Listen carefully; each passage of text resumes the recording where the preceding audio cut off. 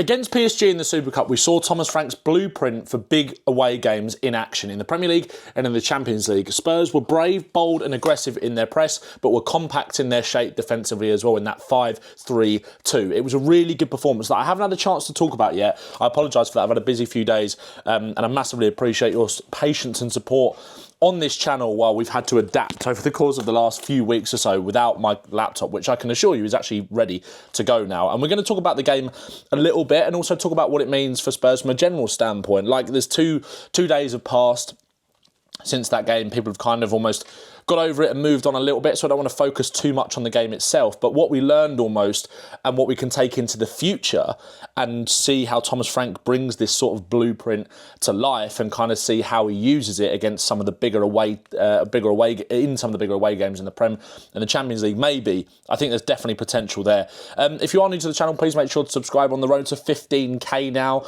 Massively appreciate your support on the Savinho video. Fingers crossed we can get that deal over the line. It's going to be a double upload day today. There's going to be a preview out later tonight for the Burnley game. Also, just want to say thank you guys, really, because it's the first day of the Premier League today, Liverpool against Bournemouth. I've been invited down to an event with Sky Sports for the launch of the Premier League, so that wouldn't be possible without your support. So I massively appreciate you guys and love you very, very much for that. So Spurs against PSG. Now, the title of this video, I haven't fully decided yet. It's going to be something like how Thomas Frank is massively improving Tottenham with marginal gains or with minor tweaks, something like that. And we saw that in action against PSG. How many times did we hear Brentford fans, when Frank was linked with the move to us, talking about the throw-ins, the corners, set pieces generally, how he is a guy that likes to get those little wins all over the pitch that add up to a lot over the course of the season. And we saw that. Both of our goals coming from set piece situations. The first one a little bit more scrappy with the rebound coming off the bar and Van der Ven poking it in. The second one, poor goalkeeping, but Romero is able to get to the back post and head it in.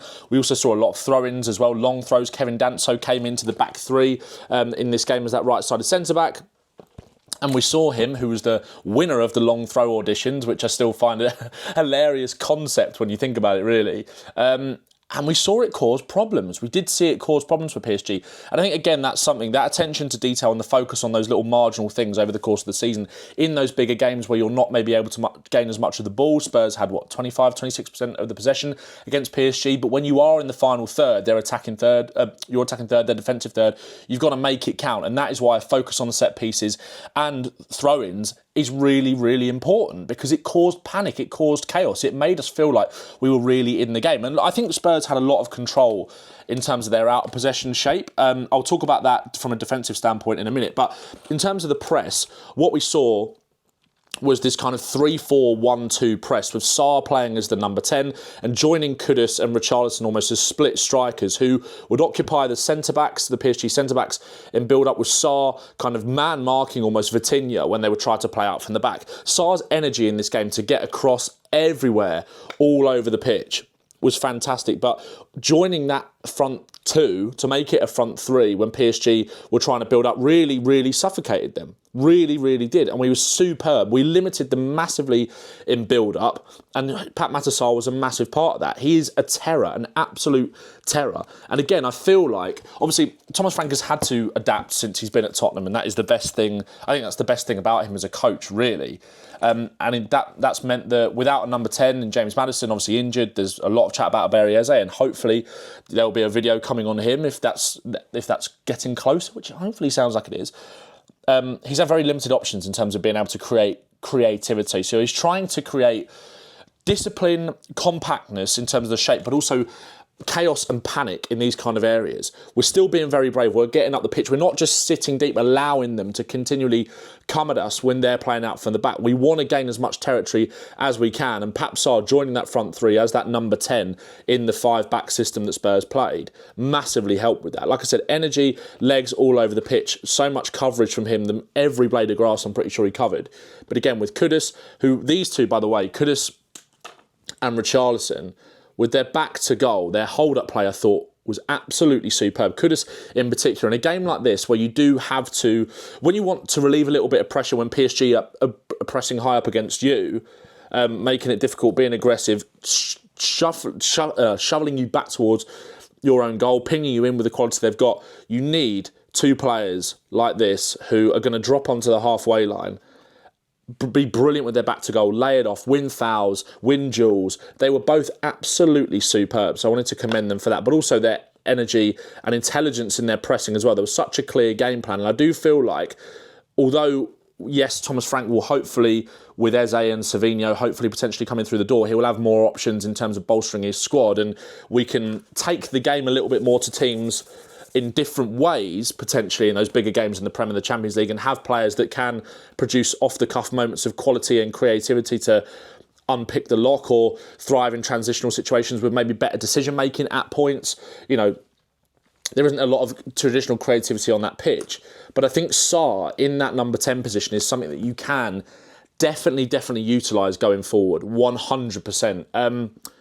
It's just the energy, and also his ability to arrive late in the box as well and feed off of the knockdowns from Richarlison and Sarr. And he is your outlet when you're able to evade the PSG press, or you clip a ball over to evade that, you get out. Especially when you're a bit worried about the lack of ball progression in the team with Bentancur and Paulinho. Sometimes you want to go a bit more direct and play off of these two, Richarlison and Solanke. Sarr is an excellent player in there just to, you know, feed off the kind of the scraps from them, really, little knockdowns, and Sarr can then drive through that centre of the pitch. Let's talk about Spurs' out of possession shape then. It was very much a 5-3-2 in terms of our defensive structure, very compact, very solid.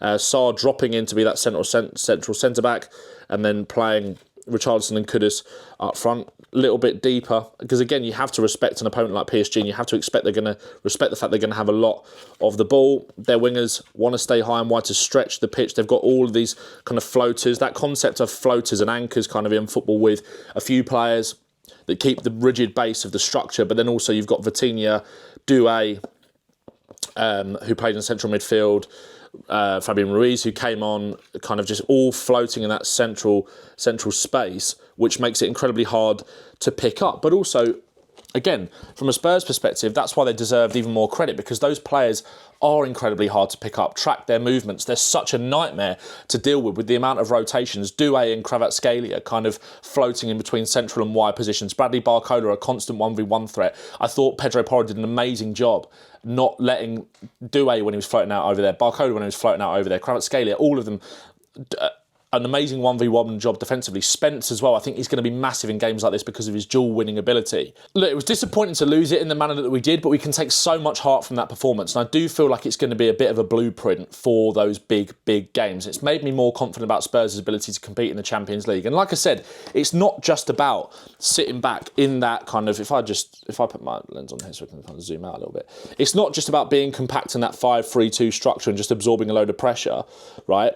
We were aggressive. We did take the game to them, like I said, in our pressing. We pinned them back. We made it very difficult for them to get out. We disrupted their build-up and made it very, very hard with the pressure that we put on them from goal kicks, from those restarts out from the back. Spurs being super aggressive, pressing high up onto the centre halves. Sarr in there, a man-marking job on their main creative player. It was just a really superb, disciplined performance from Spurs that we can kind of take a lot of heart from, for sure. And again, I think that there's going to be some players that are going to be instrumental in these kind of games. I think Spence is going to be one of them. I feel like it's a massive season for Destiny Udogie coming, but when Jed Spence's ability to just 1v1, he's a monster, like an absolute monster. Also, like, there was a lot of criticism around João Paulinho in the Bayern Munich game, clearly not up to speed, not many minutes in the legs, etc. But in this game, he was absolutely phenomenal. And again, I think he is a player that's been brought in for the big occasion like this, to just win duels, screen that defence, protect them, jump when he needs to jump and intercept the ball. Bentancur as well, great at that. It was just a really, really good disciplined performance from Spurs, and João Paulinho played a massive part in that. Great box defending as well from Romero, Van de Ven at times, bodies on the line. They were going to break our resolve eventually, and I think with the quality they've got, it almost felt inevitable, and I'm not too disappointed in the way that it happened. The first goal was superb from Kang In Lee, and the second one, again, a lovely move when you've got players with that speed of thought that are kind of just growing into the game. And the substitutions, the quality they were able to bring off the bench, it was going to happen that way. But again, lots to learn, lots to take away from that game. But yeah, really good performance from Spurs. Like I said, disappointing to lose it in the manner that we did, but I do feel like there's so many more positives to take away from that than the negatives. I think we just got a little bit tired because we were aggressive. We did press high up the pitch as well. Like I said, it wasn't just like we sat back all game and tried to hit them on the counter-attack. We were forward thinking without that possession. We did have a lot of control over the game because of that. Our shape was very compact, hard to break down, and we made the most of the opportunities that came our way in terms of the set pieces. Without that creativity, again, he's a problem solver. He's a man who finds solutions with the circumstances that he is faced with. And I do feel like we're going to see a lot of that in some of the bigger games next season. But a game that is the next one, the biggest game, the next game is always the biggest game. Burnley is going to be a very different test. And I'm going to do a video straight after this that will be out later tonight talking about how we can break Burnley down. We haven't really faced many low blocks yet under Thomas Frank in pre-season. Again, we've played Newcastle, we've played Arsenal, we've played Bayern Munich and PSG in the last 4 games that have seen us kind of be a little bit more reserved and compact. And we've seen, maybe Bayern aside, that Spurs have got that fight and have got that desire to defend and have got that desire to be compact. There's a lot of heart there, and I think you saw that with how disappointed the players were. Like, I wasn't massively disappointed after the game because it was one of them where I didn't really know how to feel about the game going into it. But I'm just really proud of what we saw from the players. I think there's a lot to learn and take away from it. But again, Burnley is going to be an entirely different test. Obviously, less quality opposition, totally different test. So let's see if Spurs are up to it. I'm going to put my video out how Spurs must set up against them later on today for you to enjoy, and have a great rest of your Friday. Nice one.